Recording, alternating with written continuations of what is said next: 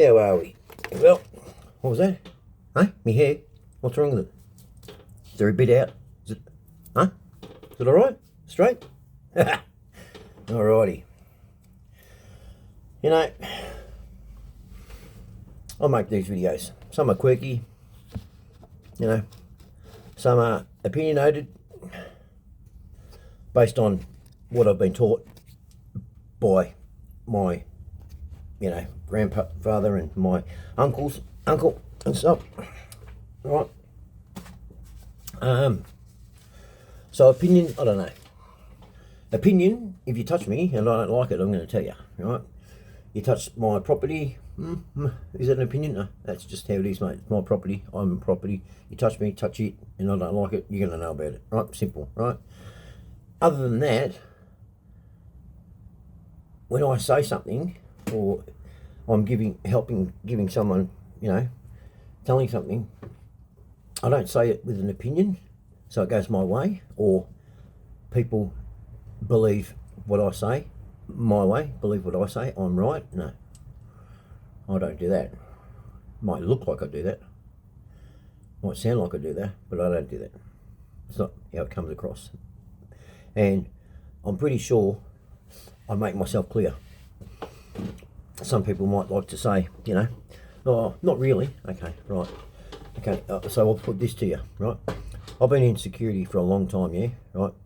How is it then when I've run nightclubs with thousands of people, right? Okay, not just like myself, or pubs on my own with hundreds of people, right?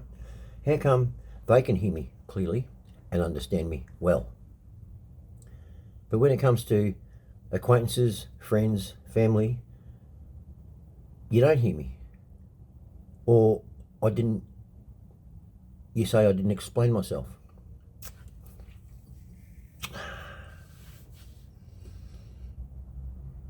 Really?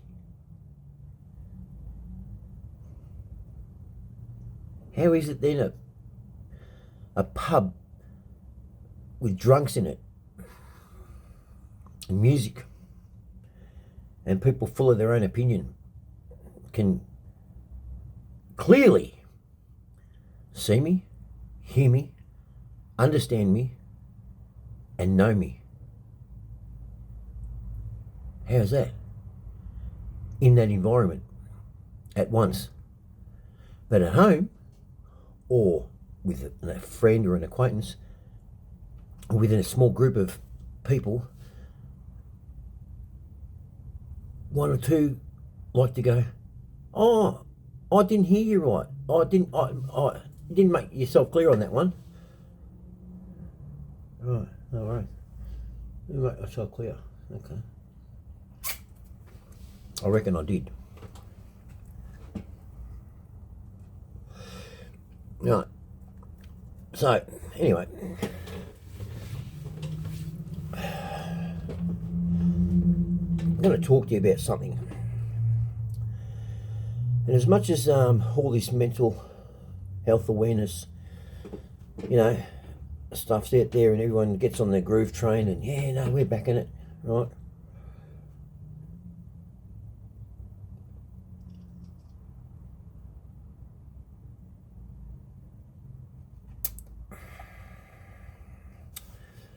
And you hear people,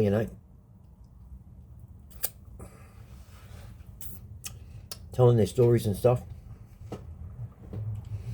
I just want to make it quite clear.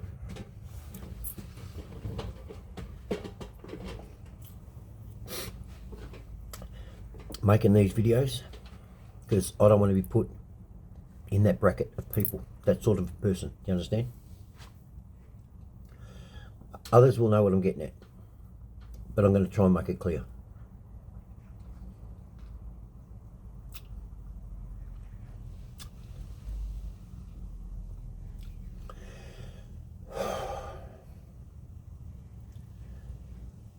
The ones that you see, they're out there and they're speaking about it and everything else, right? Okay. I'm just going to put you on pause because there's something I want on the computer for you to hear, listen to, and see, but mainly listen to, that will help me guide you to understand. Okay? So I'm just going to put you on pause.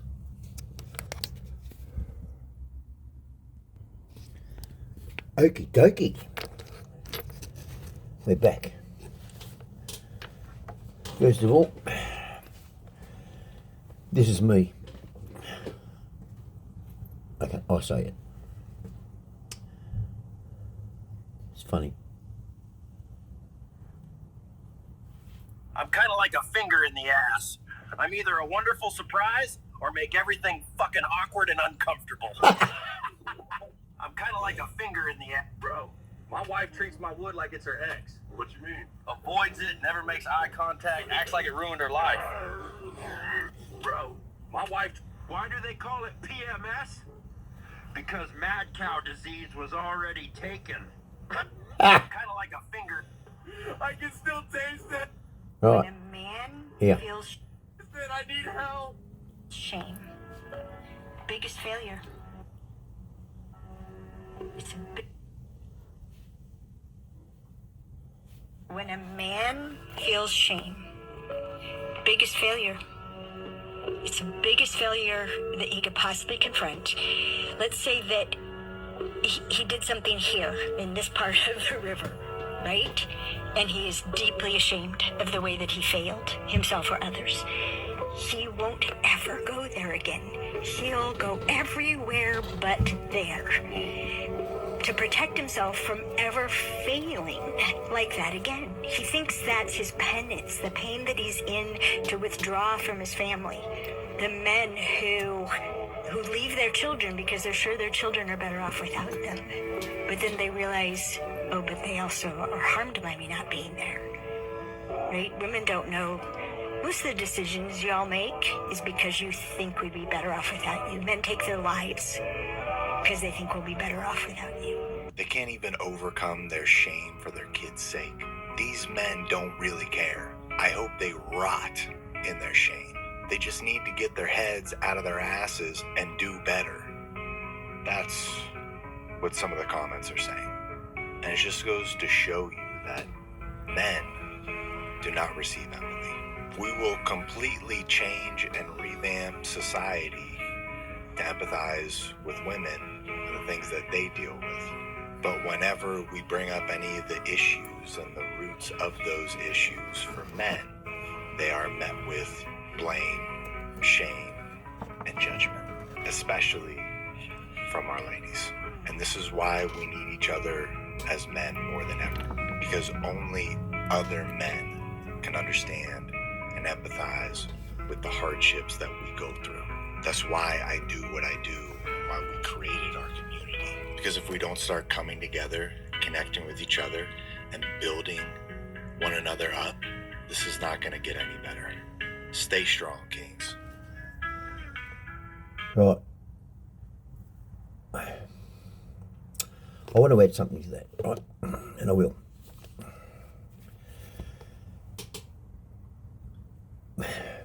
What he just said then in regards to women, I've never brought that tactic in. You know, women this and women, men that, and no. Okay? I see as a whole. I want everyone to see the same thing and understand it the way it is being seen. Not told, being seen. Okay? It can be done.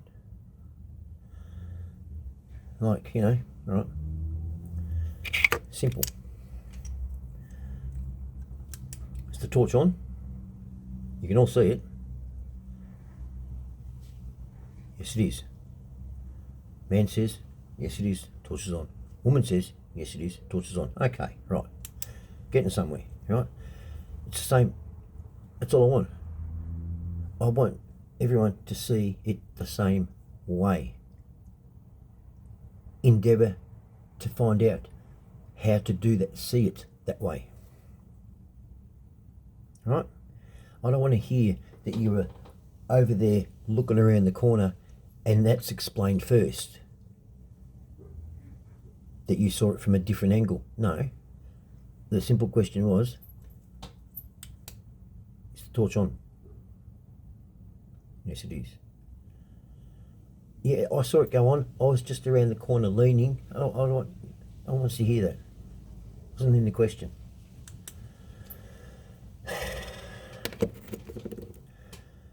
Now, as he said there, and what he's doing is good, and I understand it, and I agree to it to a point. It still doesn't help the situation. How is having a group of men propping each other up, making each other feel good for that much time in the big picture of things, when that much time I'm not with them and I'm with people that don't understand? I can't keep running back to that group. That group has to open up and start bringing those people in and saying, come here. Don't drag them. Ask them to come. This is the thing. This is where I'm getting at. The ones that don't want to come because they have to say how they see it, just exactly the same as everyone else sees it. Those ones who don't want to come, so they can always say, no, I saw it this way.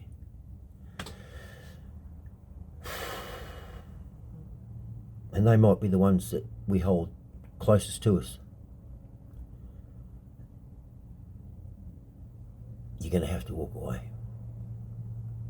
They're not helping you. It's as simple as that. But it's the cold hard truth. We don't tell the ones like our partners exactly what we're feeling, what we're going through, whatever.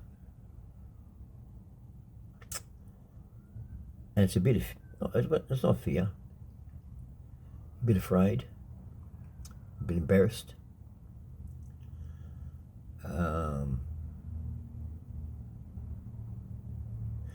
And it comes down to this. You'd rather, okay, no worries, happiness stops right here today. I would rather be unhappy with you and you unhappy with me than me walk away or say what's on my mind and give you the leverage to go, get out, it's over. I'd rather stay like this than see you happy or me happy. Me and most men, we wouldn't be able to. You know why? Because not men, but most men, there are women that want to know why. Why? And you know, men have said this to their girlfriends. Oh, I don't know. I just don't feel. It doesn't feel the same. You know, I've heard blokes say that to their girlfriends. That's just bullshit. That's cruel. If a mechanic can tell you what's going on with their car and diagnose the problem, you know what? So can we. We know what it is. We're not saying it. And that can drive someone spastic insane. I had a friend today on the phone. And I know him. I won't say that I've known him for a long time. No, I haven't.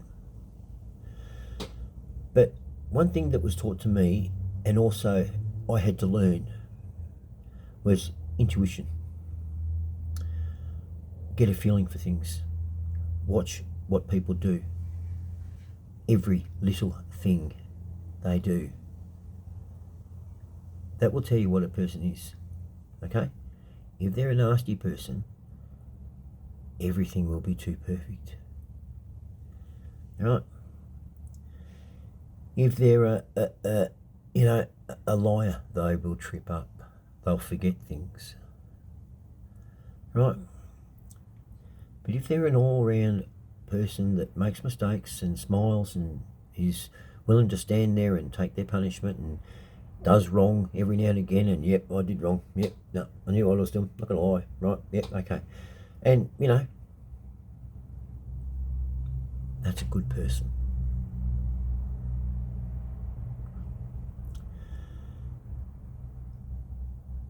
And anyway, this person, he's a good person. But I could see he didn't think so.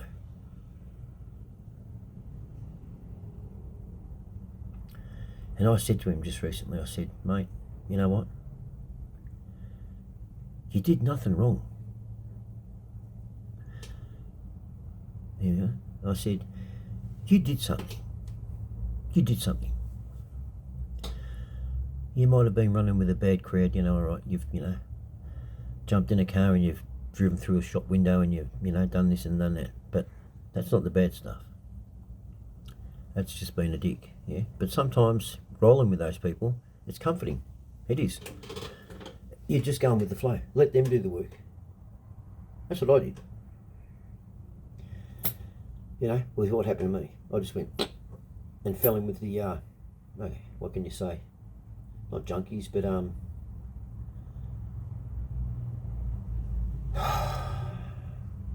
people who didn't need to be doing what they're doing and making up excuses to be able to do it. Those people. Doing drugs, staying up late, stealing cars and everything, and then when they're sitting around with their friends, they just making up stories to why they do that, act out, why they do this, act out. And it's me, older than them, sitting there going, I don't have to worry. I don't have to prove myself. I don't even have to speak. It's relaxing. And hearing them talking their shit, and some of it's shit, it's relaxing. It's like, hey, I'm right. You know why? Because no one wants to be around them. So I'm right. Right? So I just get, okay? But I said to this person, I said, you did something. And it was, no one else was, you went with anyone else, it was just you and that other person. And you did something. And I'm here to say, what you did was okay. Whatever it is, it was okay.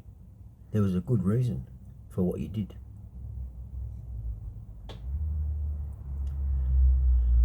I said, and if you don't get that through your head, you are going to walk a path of redemption, yeah? Where there's no redemption. Do you know why? Because you did no wrong. So there is no redemption. And you're going to do your head in.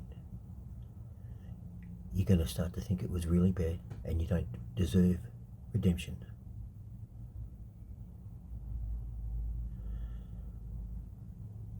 And it's sad that people don't tell people that. My relationship with Glenn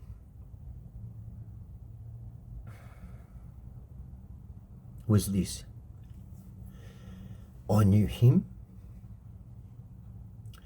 and he knew me.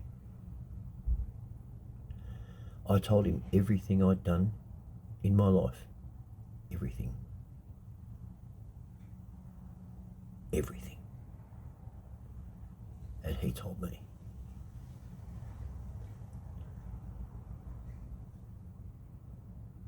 But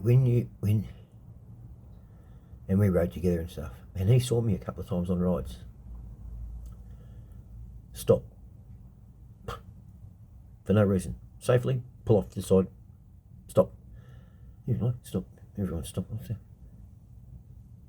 And I'd pick up a lizard or a turtle or some animal that was wanting to cross the road or was going to cross the road, and I'd make sure they get across safely.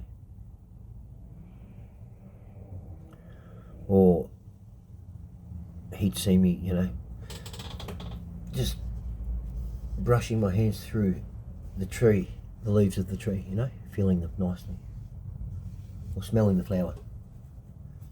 Not pulling a leaf off, not ripping the flower off and plucking it. No, just taking in the beauty and the texture of it.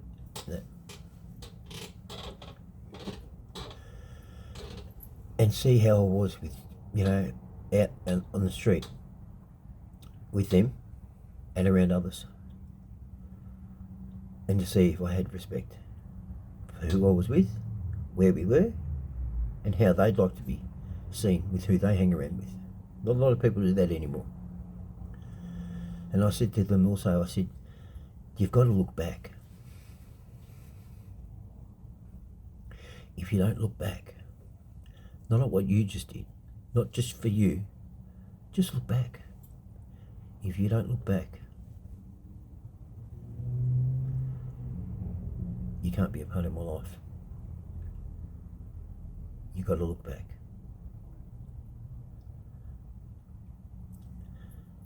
And I said, you got to stop this road of redemption. You didn't do anything wrong.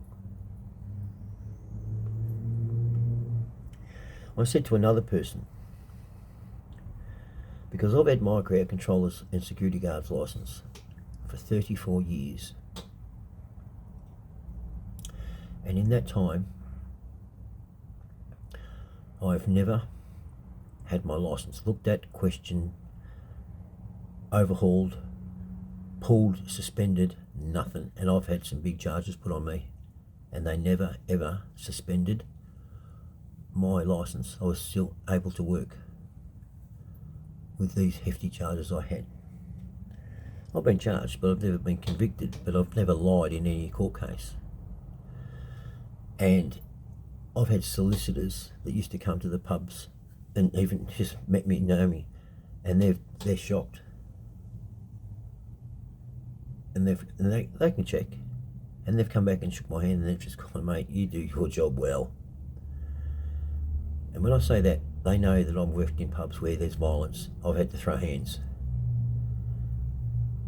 Oh yeah, you can be charged. Charge is nothing. A charge is only a big thing when it sticks. Right? And that says a lot about a person to them. That I know how to do my job. I do care. Not just for me, but I care for the pub I'm working at, the environment I'm in. And I said to someone, I said, you know what? You can smash someone's head in. Smash them.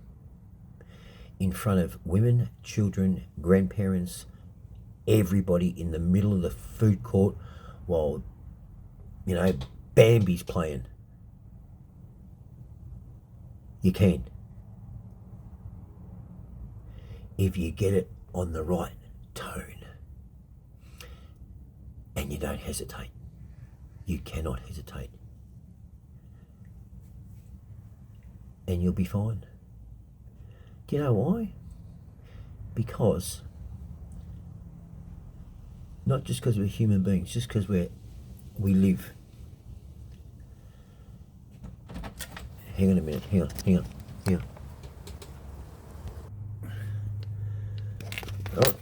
I said this to a person who's turned their life around in a big way. And I have a lot of praise for them, for doing it, and able to do it. And I said, you can do that to someone in public, in front of the police even. I've done it in front of the police. Because as beings, we accept a level, we agree and accept with a level of violence as punishment. It's in our DNA.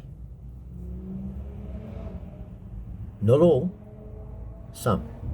And what I mean by that is, We've all heard Grandma go, oh, your Poppy, he went out there and he give that fella a good whipping up and down the street. That's violence. You think your grandfather was out there cartoon, like Popeye the Sailor Man, violence? Same violence as today. Bit different though. Element of respect. Don't hit a man when he's down, right? And meet fire with fire. So if all he's got is this, that's all you're taking. Not like today. Now you won't all sit there and go, no, I don't agree with that. Really? Really? Okay. Well, unfortunately, you're wrong, and you're a minority, because it's true. And I've proved it. And I didn't want to prove it. I just don't seize, but I don't react without thinking. But I do react when needed. Pointing question. Mary and I were going to the gym. As we've come around the corner, all the crowd was standing on this side because this is where the shops were, on this side. On the other side, it was all houses.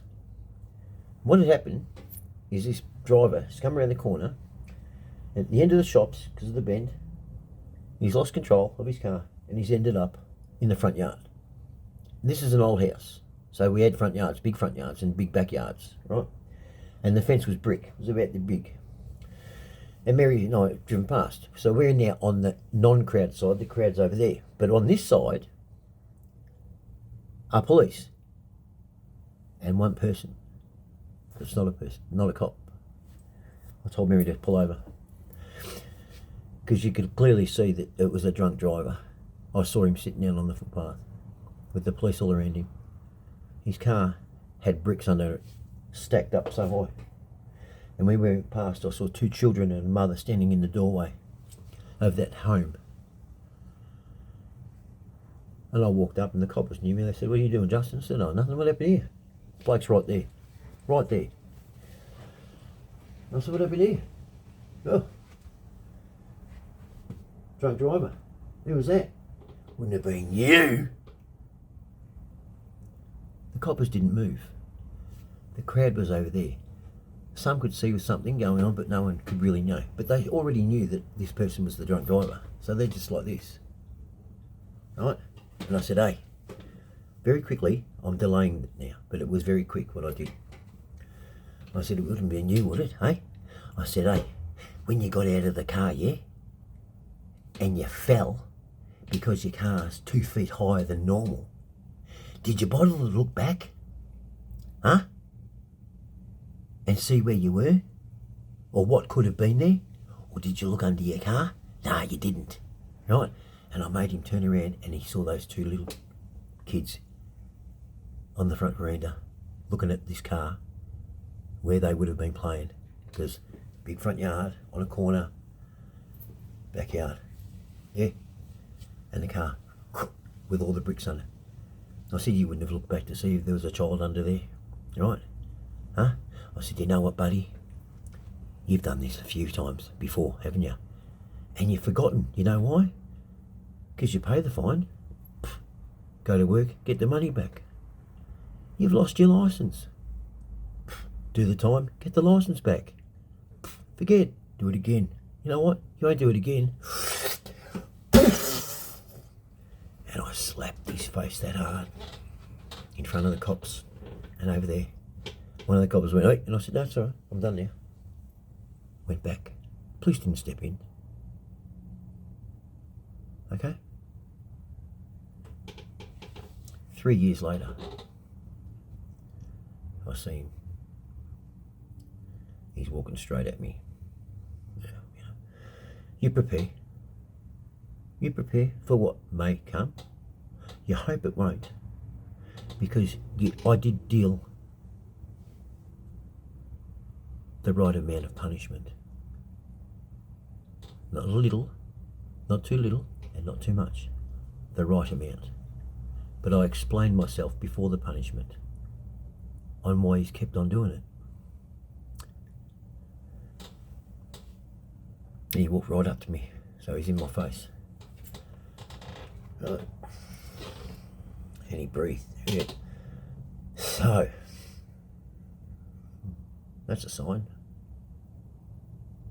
Why did he do that, you reckon? I smelled his breath, he had no alcohol in it. There was no mint smell either, he didn't put a mint, it was just breath. He said, "Do you notice anything?" And I said, "Yeah." "Stop drinking, have you?" And he said, "Pal,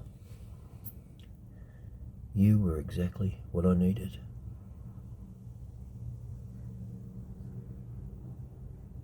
I said, "Good.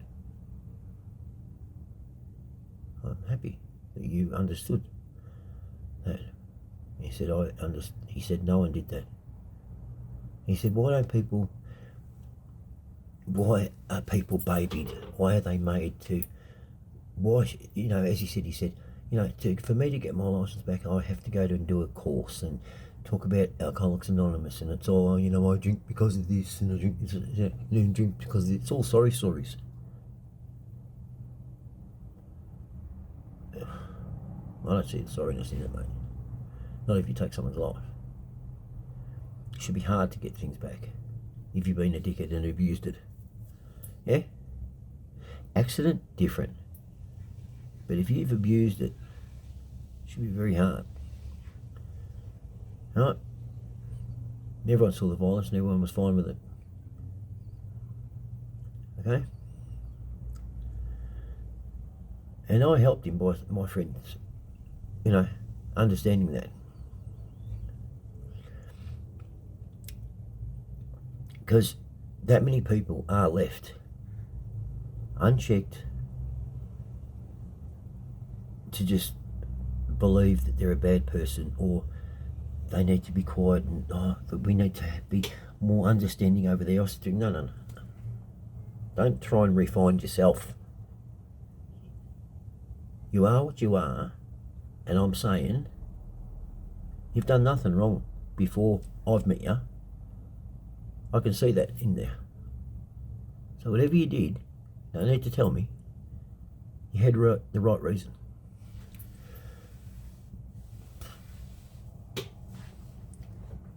It's like Glenn and I.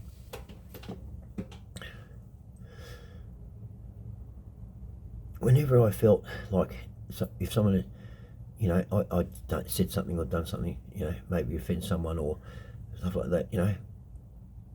And again, I speak clearly. But then I always put excuses in there, like most of us do. Oh, maybe I didn't do this, mate. You know you didn't. You know you were clear. You know they're crystal clear they heard you. But it's just human nature to, you know, especially if you're within a group, just, you know, okay, take one for the team. Yeah, okay. You know, and it's like, how much do I have to take for the team? This person over here jumps up in the air like this. If I say anything, I don't get that reaction from everyone. And that's where Glenn and I'd stand there and I'd go, check myself, right? And I'd stop and I'd go, no, I'm alright. Because Glenn knows me. What I mean by that's this. Our grandparents used to speak in a manner where they knew each other and they did know each other. And they used to speak like this if someone said anything. So in question, I'll use my grandparents. Okay. Oh, my grandmother's name was Phoebe, right? Oh, Phoebe, I just saw Samuel down the street kicking and yelling at this bloke and his dog, and he's kicking the dog and he's pushing the man over the fence, and he's really was getting into him, you know. I don't know what's going on, or why Sam would do that now. You know what my grandma would have said? And all the oldies back then, mind you, right, there's a Mrs. Jessup. Mrs. Jessup is a person who never got married and doesn't have a man in their life and is a gossiper and likes to go around and stretch the truth. Well, my grandmother, she would pull Mrs. Jessup up and say, well, he must have had good reason to do that. I guess he'll tell us. if we need to know anything. She knew him. And she backed him. She had his back. And she wasn't even there. That's why I say to people, stop caring about yourself and care about others a bit more. Because you get to know them. And then when people come to gossip about those people you care about, because you've taken the time to really get to know them and how they speak and how they do something like that, when someone else is trying to tell you what they would have done, you already know them to look at this person and go,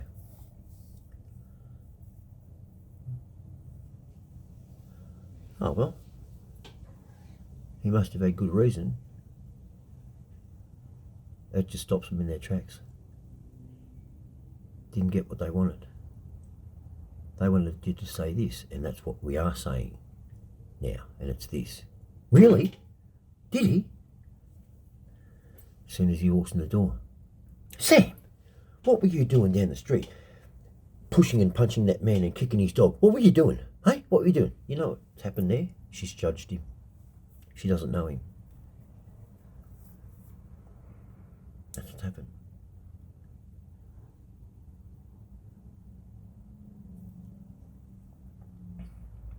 If you know someone, right, you can let them know that you've found out that what's happened or something's happened. And my grandmother used to say this. What led to the, you know, I know there must be a reason for it, you wouldn't have done it otherwise, but what was the, you know, what happened?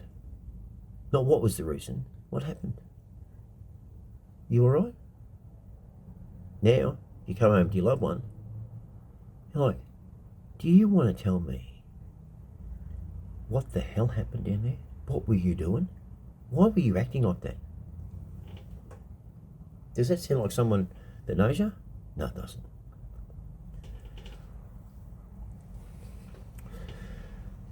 The other thing is this. Yes, talking's good. It is good. I'm getting back now to the ones who take the spotlight and us ones to go,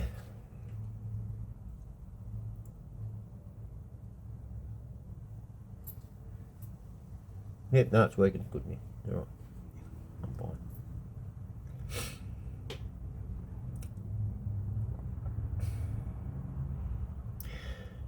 You know, I go on a lot of rides and that, and I've been with people and that, you know,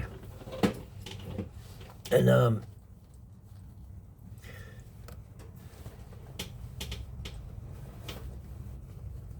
I battle with myself. I just want to make this clear. That's what I was thinking. I just want to make this right clear. I'm not one of those people who like to, you got to talk, you got to do this, you got to do that, you got to tell them what you got to do. I am not that person.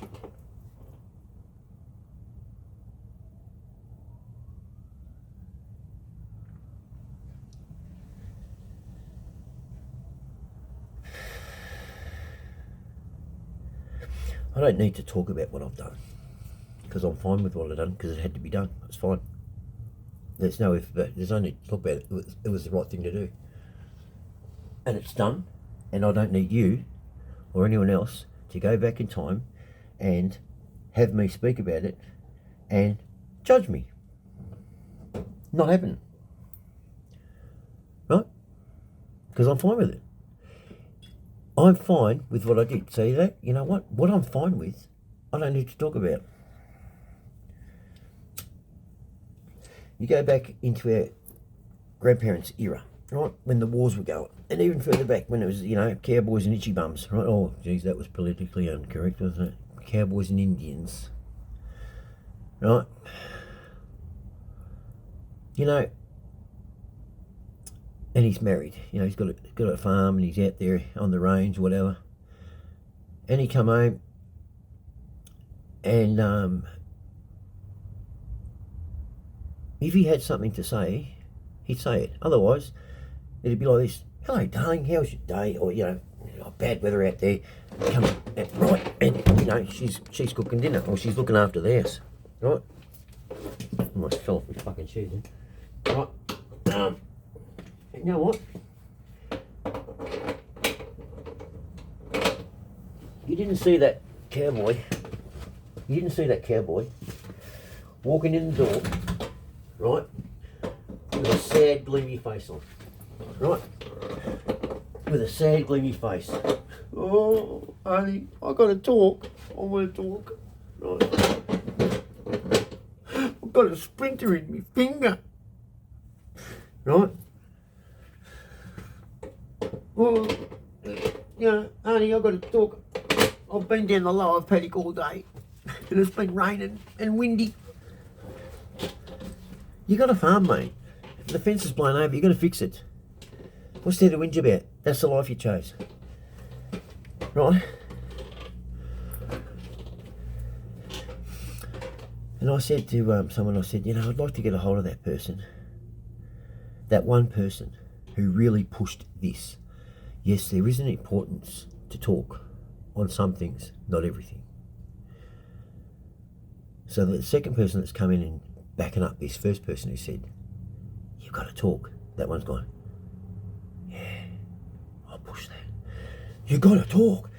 I would love to get that second person who said that.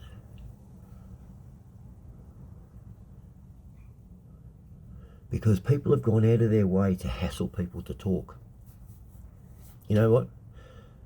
My grandfather loved my grandmother. He loved his kids. He was a kind man. He would help anyone in need. And I watched him do it. And he'd smile. And he was fine with himself.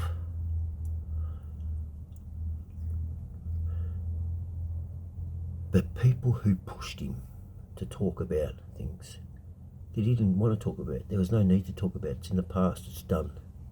And it was for a reason. He's told things. Yeah. My grandfather's thumbs. You put your hand up like that. My grandfather's thumb. You know where his thumb was? There. Right there. That was down here. Worked. But it was down here. I know why.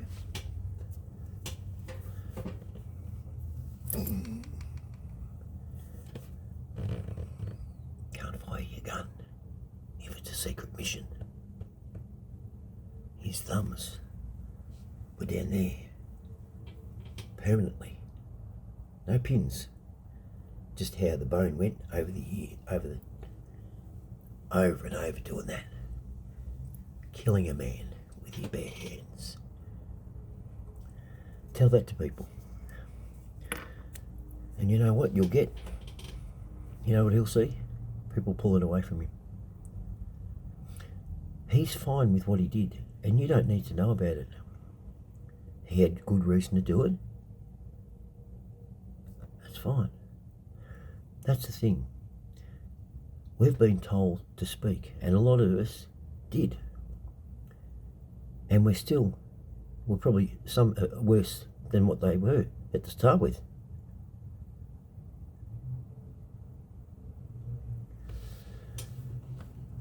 You know, how would you like to know that, say, you know,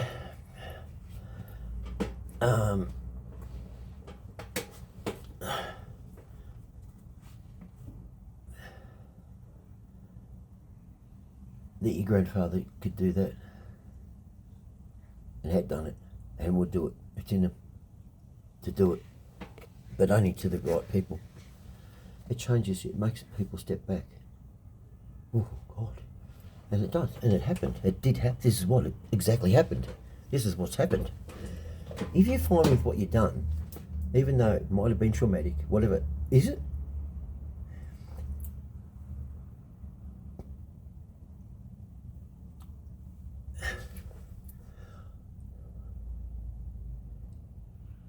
If you have to do something, right, and you know you've got to do it. It's the right thing to do, okay? Where's the trauma in it? There's only trauma in it because people have been saying, you've got to get out, you need to talk. And this pressure, and it came in around about the 80s. Everyone was on this, no, we've got counsellors now. No, it's kind of coming in then. And some people relented. And they were worse for doing it. It didn't give them any, because people went, Jesus, you can do that. So he gets upset with me, or she gets upset with me, whatever. That's what happens. Gossip. So the second person who said, you've got to talk, I would love to get my hands on them. Because you send those people, you're basically saying that they're bad people, and they're not. And then they walk that road of redemption. And there is no redemption for them because they did no wrong. But nothing's going to tell them that. So they keep walking. And then they start to really think they are bad because redemption hasn't come yet. That's why I told him. I know him. If you know someone, you know them.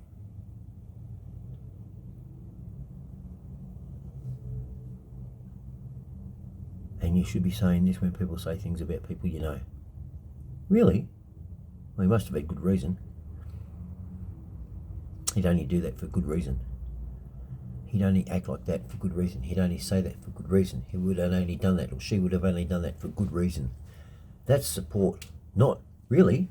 Oh, well, I'll ask them when they get home. That's judging and not knowing.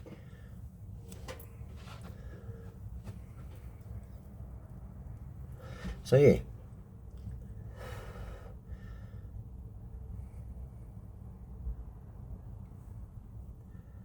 Yeah. You know. So we, as much as what he said, it's,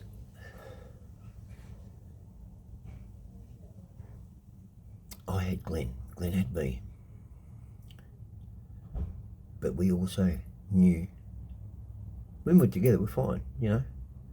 I felt no different when I was with Glenn or if I was away from Glenn. I felt the same.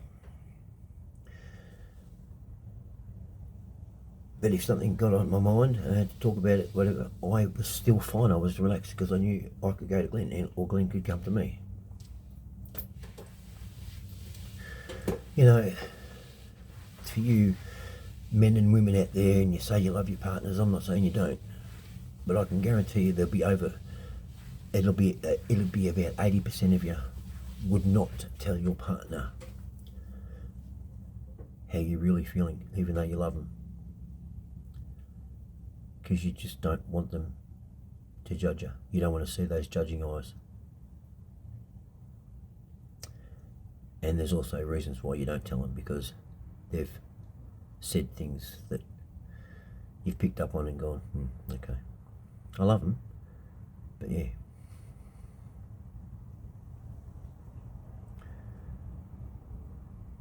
And I'll tell you what I mean. When I met Mary and we started, dating, not really dating, we sort of moved in straight away with each other because that's the deal we made with each other. It wasn't rushed, nothing like that, but anyway. So she met me, I was working when she met me. I never went out, I don't drink. Went to the gym, took me steroids, got big, and big, strong. No ego though. Used to just get bigger shirts, not tight ones. Never wore me little brother's one. You know why? Never had the opportunity. Didn't have a little brother, right? But one night at work, one of her cricket friends came in, and I recognised him. Yeah, I knew Mary played cricket on the men's team, Victorian men's team. Anyway, and she told me where she played, and I had a sort of an idea. Anyway, I recognised him, and I walked up to the bar. He recognised me. I said, "How you going?" Been a while. Mary's on the other side of the bar. She was the manager. She's like, She went, yeah, not bad. I said, how you been? Yeah, good. Just so happened, years ago, before Mary joined the team, that particular cricket team used to come into this pub that I used to work at. And let me just say, a couple of them were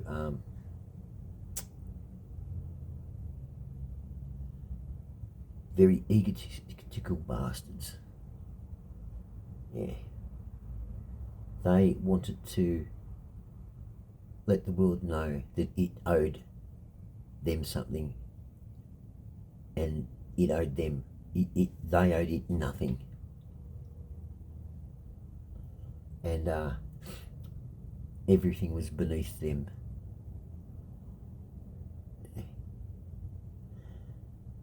They were the type of blokes that would put a pot. Yeah. Put a pot in their hand, they become a man. No pot, no man. One of them. And if there's no pot, they had a couple of mates. Right? So they're a man.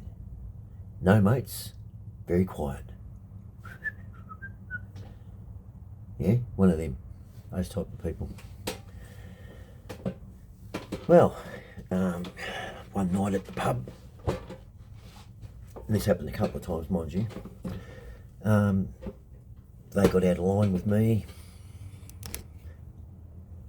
and they were dealt with. Anyway, when this person left, I went back up to Mary, and I said, I know tomorrow you're taking me to watch you play cricket, and introduce me to your cricket friends, yeah? I said, I know you saw that I know your friend. Let me just say this. You met me doing this job. You've watched me do this job. You've seen how I put people out. I don't fight. I don't like to fight. They went out nice, quick, but nice. I didn't hurt them. I could have, but I didn't. I don't drink and I don't go out. And I'm quiet. You've seen me work the pub. I keep to myself, but I keep within in hearing shot, and I can see. But I don't crowd. I don't bully. I don't stand over, and don't make out I'm better. She's gone, yep. And I said, and you know how I treat you? Yep. Yep. I said, just remember that for tomorrow. Well, we went there.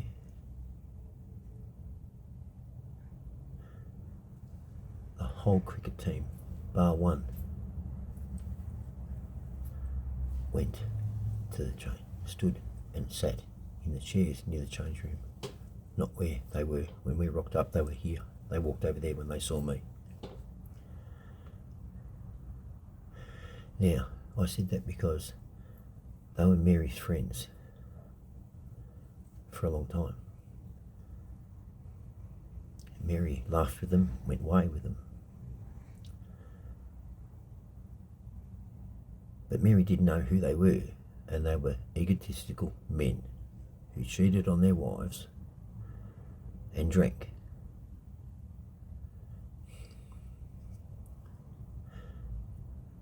But they were her friends. I reminded her of what person I am. Right?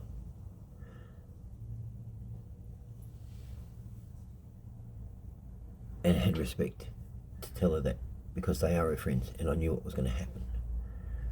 They barely spoke to her. They didn't come over and say hello.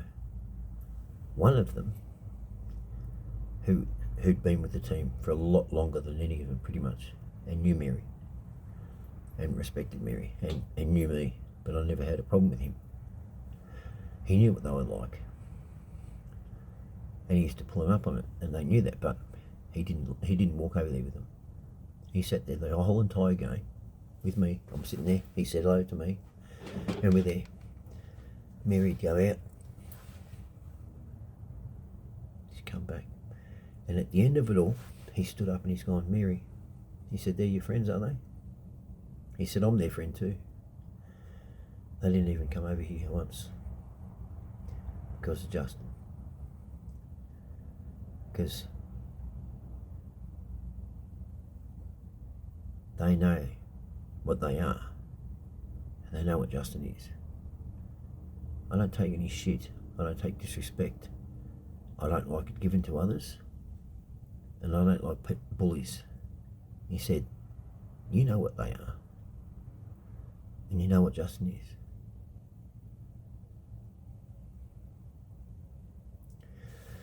And I can pretty much guarantee, and he said, they're not your friends. They didn't show any respect to Mary by coming over and just, I wasn't going to start on them. It was done. That was done years ago. But they couldn't even face me.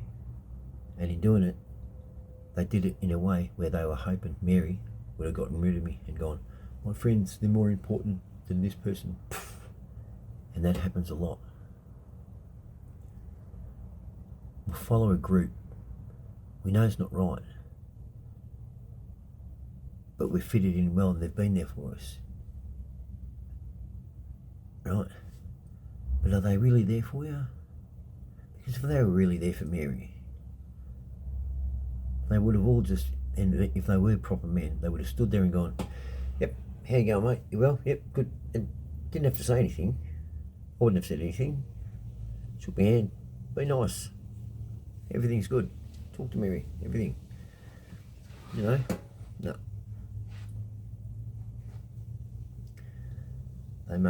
They walked away and, you know, if I didn't say what I said, I can pretty much say, and if that one person didn't stay, yeah, I don't think Mary and I would be where we are. I don't think we would have been together. It's disgusting and it's sad what groups of friends will make another person within that group do to forgo and stay with them. So I do come across sometimes like a larrikin. But I know this. I have, you know, sort of gone, all right, take the easy road, don't make an argument. But I'm sick and tired of seeing the ones cracking their shits and everyone paying attention to them and there's nothing wrong with them. Because when I've been on rides,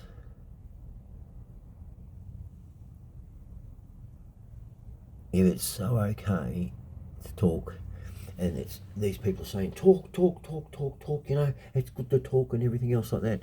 If it's all good to talk, then why are so many people coming up to me quietly?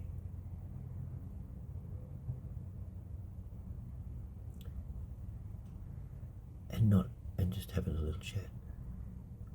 And the chat's basically to go, look at each other and go, it's a sizing up. That's what it is. It's a sizing up. It's our animal instinct coming out. We're sizing each other up, going, yeah, you're right, buddy, you're right. No, all good. Yep. They're fine. They walk away. Yep, no worries.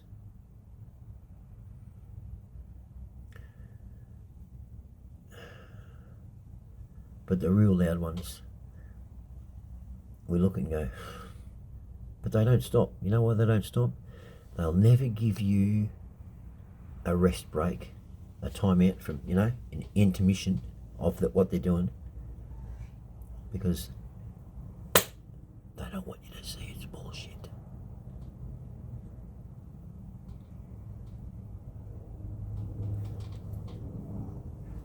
Us, the quiet ones. Yeah, the quiet ones. You know what we're doing in the background? I'll show you.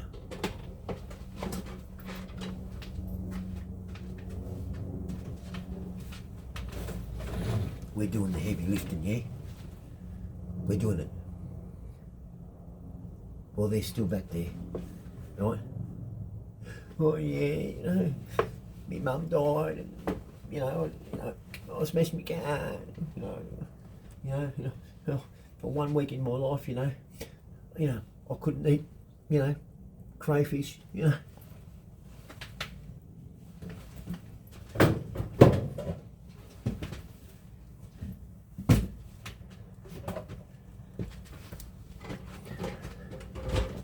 Really?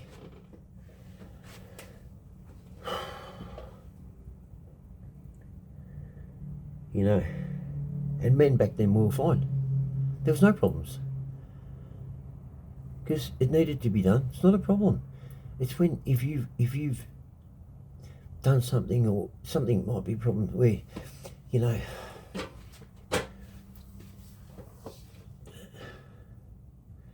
some people just aren't cut out for certain work. And you should know that. People should pay attention to that. Because that's a problem. You're making that person go through hell. Like you see it sometimes with police officers, right? And you see them, and I'm guaranteeing you, mate, there's their own members on the force that they feel for them, but they go, Jesus Christ, mate, what are you crying for? You shot a bloke, so what? You deserved it. You had every right to do it. And he's, I didn't want that happen, I didn't want that to happen. Mate, why did you put your hand on your gun? Huh? We're here supporting you, and you're bawling your bloody eyes out over a criminal that's dead. You killed him. Good. Be happy. You're not happy. Mate, those ones shouldn't be in that job. Shouldn't be in the job.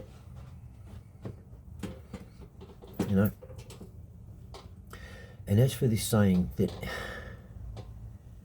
everyone has the right to come home, to a point, okay? To a point. If you are a chef, yes, you have every right to go home, alive, safe and well, okay? Right? But if the kitchen blows up and you die, you die. But that shouldn't have happened. And you can still say he had every right to go to work and come home safe and well. That's the owner's negligence. Right. When they say that about a fireman or police, they have the right. They should all come home safe and well. I don't think so. I'm not saying they need to die. What I'm saying is this. No, they've put that right to the side.